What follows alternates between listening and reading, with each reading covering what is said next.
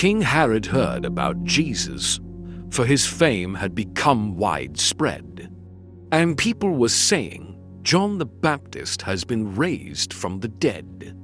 That is why mighty powers are at work in him. Others were saying, he is Elijah.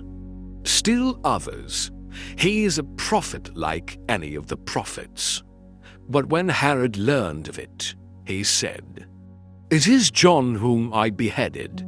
He has been raised up. Herod was the one who had John arrested and bound in prison. On account of Herodias, the wife of his brother Philip, whom he had married. John had said to Herod, it is not lawful for you to have your brother's wife. Herodias harbored a grudge against him and wanted to kill him, but was unable to do so. Herod feared John, knowing him to be a righteous and holy man, and kept him in custody. When he heard him speak, he was very much perplexed, yet he liked to listen to him. Herodias had an opportunity one day when Herod, on his birthday, gave a banquet for his courtiers, his military officers, and the leading men of Galilee. His own daughter came in and performed a dance. That delighted Herod and his guests. The king said to the girl, ask of me whatever you wish, and I will grant it to you. He even swore many things to her.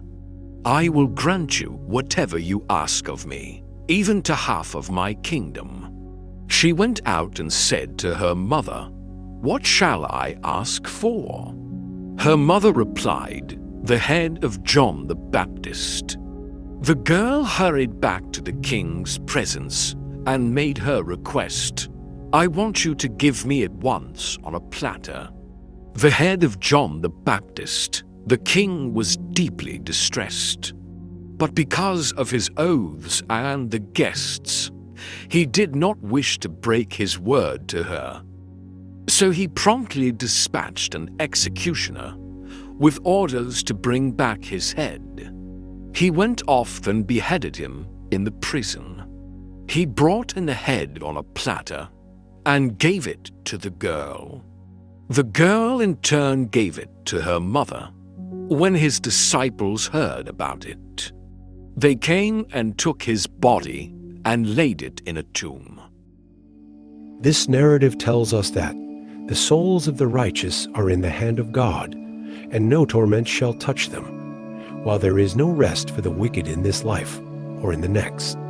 A guilty conscience, one of our basic emotions, can actually guide us back to the right path, as it can motivate us to engage in reparative actions.